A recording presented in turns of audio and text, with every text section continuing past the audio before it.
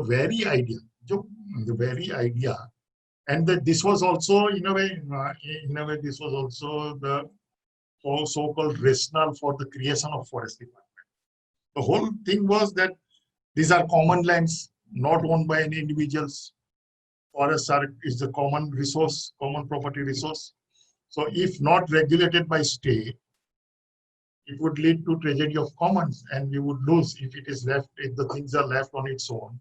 The people would destroy it because no single person owns this land or owns forest. So it would tragedy of commons would be created. So unless and until we have a state authority which controls and manages this resource would be lost. That was the whole rationale for creation of forest department. Now, there is a very good article by Matt Ridley.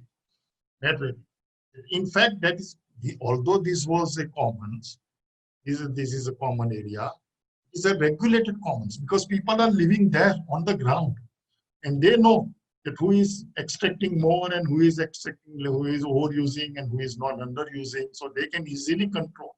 So a regulated common, well-regulated common can function sustainably for a very long time. Initially, they had all the rights over the resource, they could use it, and they could benefit if the resource is in good health, and they would have to pay price if the resource is in the bad health. So they had all the incentive to preserve and regenerate and use it in a proper way. But once it becomes forest department properties,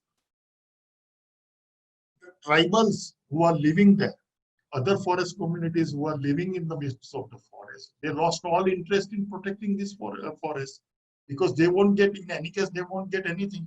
It belonged to the forest. So even outsiders started coming, destroying the forest. And most of the forest, destruction of forest that took place in independent India was done by the forest department legally. They took down, I don't know whether you know or not, during 60s and 70s, large tracts of very productive multi-species forests were clearly removed, clear felled.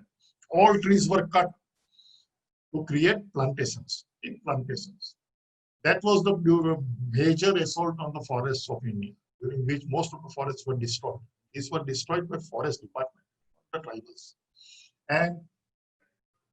And so even forest department is an agency, government agency. So individual foresters, they don't have that type of commitment, some exceptions apart. Generally, the people don't have that much stake. It belongs to the state and it is open access. So hardly, most of the time you find that forest officers are involved in illegal smuggling of wood, illegal cutting, encouraging cutting also, and other time and at the same time blaming tribals for the loss of forest. So they can get away with all sorts of things and blaming tribals for the same thing. That happens. On the contrary, and that is what the Forest Rights Act is also aims. Its overall philosophy is that if you give stake to the local communities over the resource, that is why the ownership of not only minor forest produce, but also even of major forest produce matters. The very fact that you have the right to manage the forest, and then it gives the strength. We have seen it, and their incentive to preserve, regenerate, recreate forest goes up like anything. And we have seen this with our own eyes. Once the Forest Rights Act came into being and people were confident that now all the rights are going to be recognized, not only individual rights, but community rights, and community rights have also been recognized. We immediately saw in our area, we are working with about 30-50 villages in that whole area. Everywhere Gram Sabhas became active. They informed the neighbors from Maharashtra and other places who were coming to cut the trees in their area that now the forests belong to us and you should not come and cut the trees. The whole thing stopped. They also respected. And those who were coming, they also respected it. Now it belongs to the villagers, so now we cannot go and cut any tree without the permission of the local Gram Sabha. Even individuals within the forest. Individuals within the villages, they also started respecting this system. What happens is that this confidence. It all depends on whether the people have confidence that forest department to allow them to reap the benefits.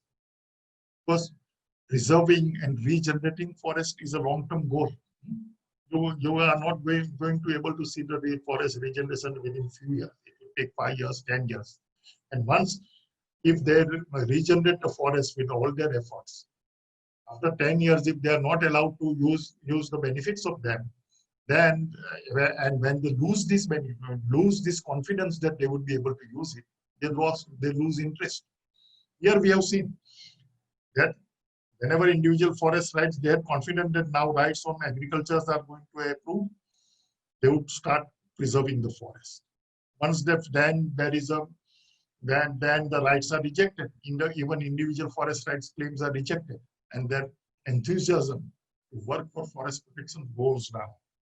Stop doing it, and all this all sorts of things happen. But once, if you give them freedom, and if you give them proper authority and earmark states, then they are the people. And most of the enlightened foresters also recognize that without involving local communities or without giving them the freedom to manage the forests in their own way, there is no way a government department can manage it in a better way. So that is very well known. So although this is counterintuitive,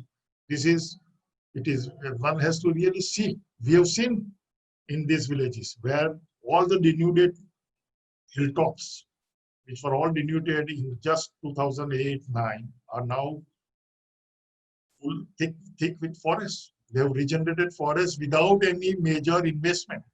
No plantation, no other activity, just protection. The protection given by the villagers. Protection against wrongful cutting and protection against forest fires. When the forest fires happen, they would go there and see to it that it does not spread. We take measures so that the forest fires do not occur.